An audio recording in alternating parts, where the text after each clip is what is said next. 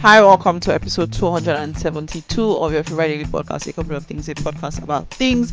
Today is September 29th, which is the day in 1829 that the Met was founded, and there are 93 days left in the year. 93 is the approximate distance in millions of miles the sun is away from the Earth.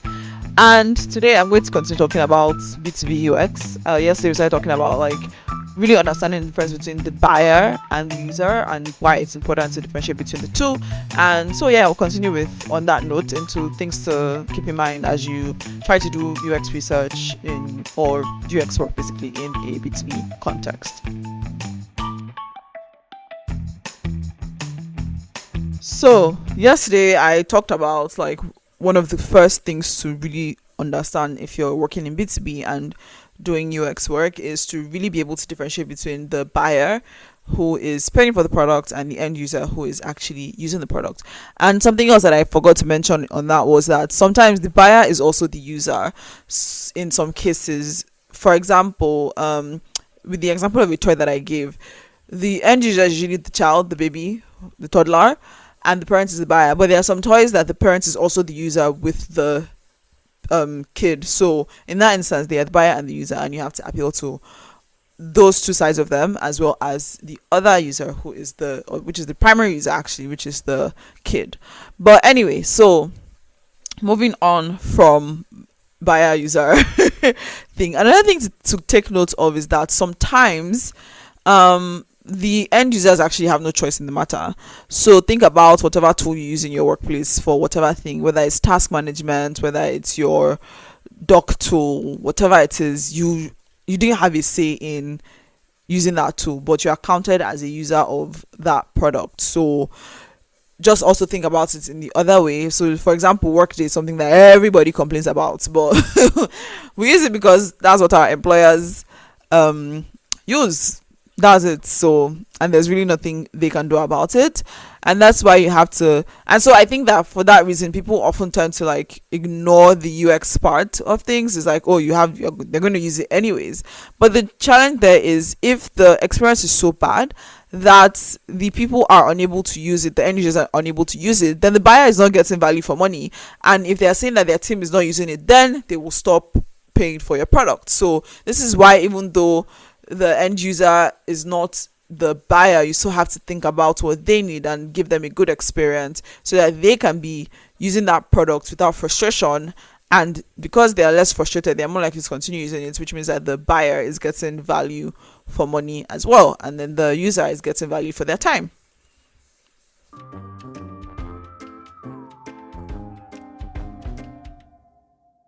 So now that buyer, user, why it's important to still think about the UX even though the buyer and the user are different people.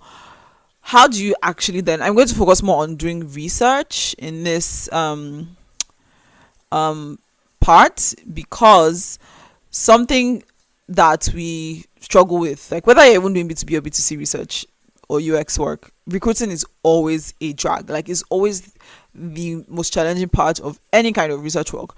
But in B2B, especially because of the reason I mentioned yesterday, which is that your population is already very tiny, and you have to find a sample within that population. And usually with B2B tools, your customer group, your target audience, whatever you want to call it, they're not just lying around waiting for you to snap them up, like students, for example, who are just everywhere. There are so many students everywhere that if your target audience is students, you're really easy. Or if it's a generic B2B app, B2C app, again, there's we have a primary user, but B2C apps generally the target audience is everybody, to be honest.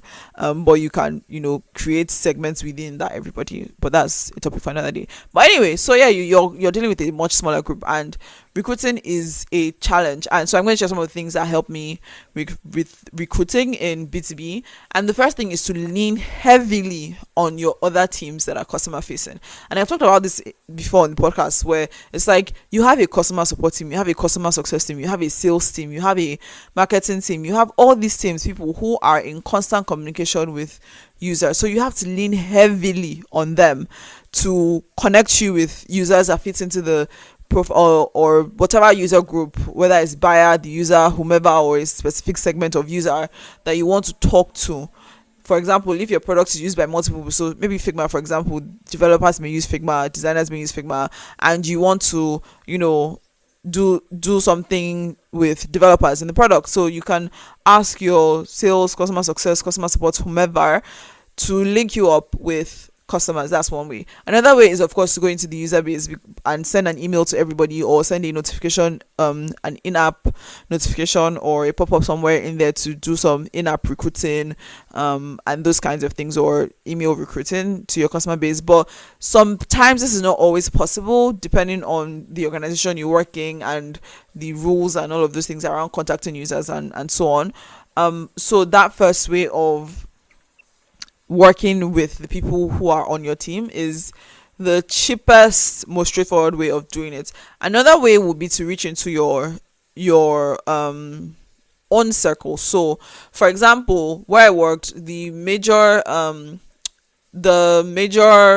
audience was like hospitality industry, right? So I basically ask in my circles, like, oh, who works in a hotel, or who works in a restaurant, and then they can refer other people to me, and on and on and on, and so that way I can get insights. Or you can put a tweet on social media, post on LinkedIn, those kinds of things, like, oh, I would like to talk to people who are blah blah blah blah, based on your own audience, and you could find people that way as well, depending on what kind of people you're trying to find. And then another way, which is probably the most expensive way, is to use recruiting panels. There are panels that are dedicated specifically to helping you find B2B, like business people who are in business roles, so to say, for research. So, for example, in this same, I've used respondent.io to find like a hotel manager or something, and things like that. So respondent.io is one example. I know that they're very focused on recruiting for business, and then there's also user interviews, but these are quite expensive, so and not everyone's company is able to support that. So really just the first and second one, lean heavily on your internal teams, and then also do your own outreach. Reach out to people on LinkedIn, reach out to people, just post a tweet, or post something on LinkedIn, and you will also find people coming to you. So this should help you with recruiting. Another thing to note with research and UX in the B2B context is that you want to be recruiting way ahead of time. Like, you want to be doing your recruiting way before you need the answers, or you're going to run your project. Because with B2B customers, especially the higher up you go in the organizational hierarchy, the more difficult it is to schedule interviews,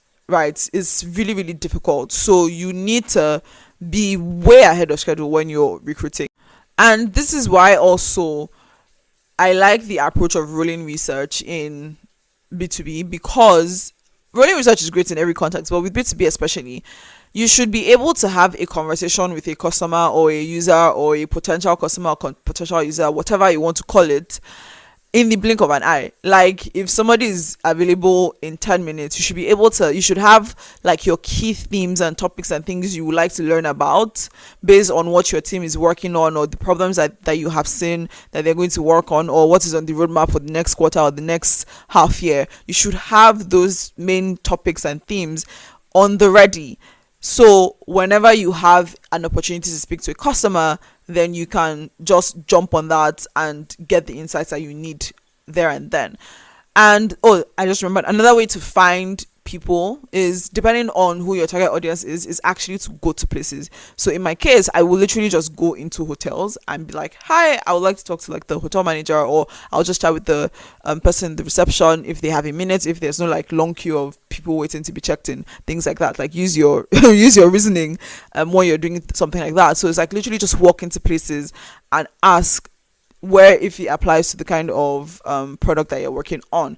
So yeah, I hope these tips are helpful in your B2B research, and you can also apply some of these even to B2C as well, but this is very necessary if you're in a B2B context. And one other thing is not the most advice, like, don't put too much stock in what you get from this, but it's a great way to explore like where to focus on, is to actually interview your internal stakeholders, so who are customer facing. So like customer support, like, oh, what are you hearing from customers, what are the main challenges people are having? Customer success, what are your customers asking for? Things like that. So that way you can use that as a guide for, what I talked about, like having themes and topics that you want to quickly cover. Like when you have the chance to talk to a customer, you can use the insights you get from your sales team, your customer success team, and so on, and frame those topics to get deeper insights. Because oftentimes what you'll be hearing back from sales, customer success, and all those your other internal facing teams is a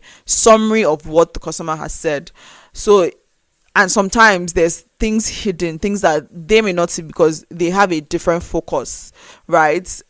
And if you're able to get deeper into that, you may now see other things that are beneficial for the whole team. So yeah, that's it for today. Thank you for listening. Bye. I still need questions. I still need suggestions of who to talk to. I still need people who want to come on to talk about something to fill the form. So please do that. Thank you very much. And yeah, do like, share, subscribe if you found it interesting, insightful, and all the nice things. Bye.